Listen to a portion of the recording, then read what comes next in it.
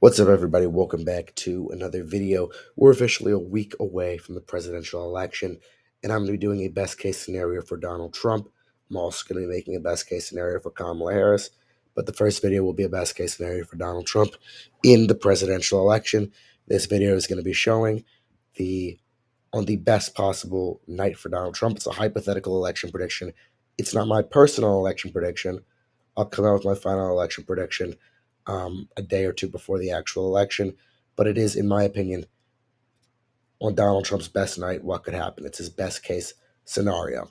With that being said, let's get into our safe Trump states. Safe Trump states are, of course, going to be the usual states, plus a little bit more, of course, because it is his best case scenario. Um, Iowa and Ohio, of course, are going to be safe Trump states in this scenario. And I think in the regular prediction, they will be safe as well. For that matter, I don't really see it being too competitive, those areas of the country.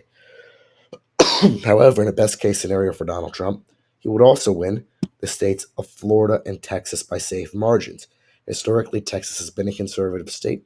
However, it has narrowed up pretty significantly to the point where it's either a likely or a lean state for the Republicans. Ted Cruz, of course, running pretty close to Ruben Gallego in the state. However, in the scenario where Donald Trump outperforms the polls, where he does the best that he can, he will win the state of Texas by a solid margin. He, of course, had his interview with Joe Rogan in Austin.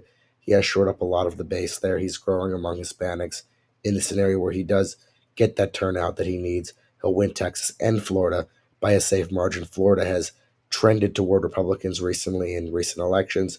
Governor DeSantis, of course, won his reelection bid by about 20 points in the state of Florida, with Marco Rubio winning by about 15. Florida has drastically shifted in favor of Republicans.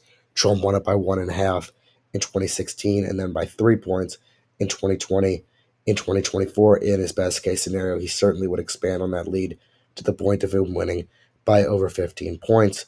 In my opinion, that would be his best case scenario. For Kamala Harris, safe Harris states.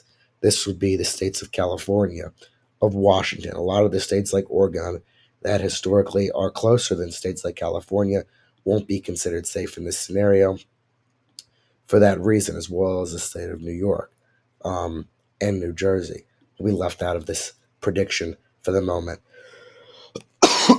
Kamala Harris gets 127 safe electoral votes for Donald Trump. Likely states for Donald Trump. Oh, I forgot to mention the state of Hawaii. Likely states for Donald Trump. This will be the state of Arizona and the state of Georgia. Those states previously have gone in favor of of Joe Biden back in 2020. But recent polls suggest that Donald Trump will win those states in 2024. Kamala Harris's campaign has not put as much support going or as much funding going into those areas of the country as they have the Rust Belt and North Carolina. It seems as if the Harris campaign and the Trump campaign both believe that they'll be going in favor of Trump. And for that reason, I'm putting them as likely states, as well as the fact that polls have suggested that Trump is performing the best there. The Atlas Intel poll, the most accurate poll in 2020, had Trump winning by 4 points in Arizona. In a best case scenario, he'd win by over 5 points. The likely scenario is where a candidate wins by 5 to 15 points. So in his best case, I do see him winning those two states by likely margins. For Kamala Harris, likely Democrat states, this is when the states of Oregon, Colorado, New York, New Jersey come into play, all of that getting her to 191 electoral votes. They would normally be safe states, however. In a best case scenario, Trump would narrow those margins in those areas to below 15 points, so they would be considered likely states. For lean Donald Trump states, this will be the state of Nevada. This will be the state of North Carolina, the state of Wisconsin, Michigan, and Pennsylvania, getting him to 312. That is, in many pundits' minds, the key number for Trump, considering this happens if he wins all 7 of those toss-up states. However, in the best case scenario, not only will win the toss-up states, but a lot of the lean Democrat states as well. For 312, he's polling well in Nevada. Atlas Intel poll came out with their final polls today, I believe. As I said a few seconds ago, the Atlas Intel polls were the most accurate ones of 2020, and they did have Trump winning in all of the swing states except for the state of North Carolina, which has been relatively hard to poll following the hurricane. It's hard to gauge exactly what's going on in that state.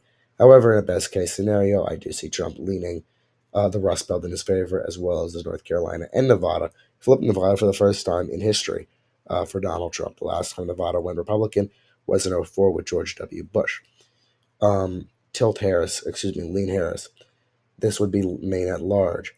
This would be New Hampshire, would lean in favor of Kamala Harris, getting her to 197 electoral votes. However, the states of Minnesota and Virginia would tilt in favor of Donald Trump, getting him to 335 electoral votes, while Nebraska's second congressional district, we saw that New York Times poll with Harris up double digits, would tilt in favor of Kamala Harris. In a best case scenario, Minnesota would go in favor of Donald Trump, as well as Virginia. We saw a Rasmussen poll out today, which I will admit favors Trump. It is a Republican pollster within the margin of error. Harris only leading by 2 points. Governor Youngkin has certainly increased support for Kamala Harris. For Donald Trump. I forgot to mention New Mexico as a tilt Harris state. Has shown the increase of support from Governor Youngkin in the state of Virginia. In the Trump best case scenario, it's 335 to 203. This is, as I'd like to reiterate at the end of this video, not my actual election prediction. It's a best case scenario prediction. With that being said, thank you for watching the video. Subscribe to the YouTube channel and stay tuned for more videos to come. Have a great day.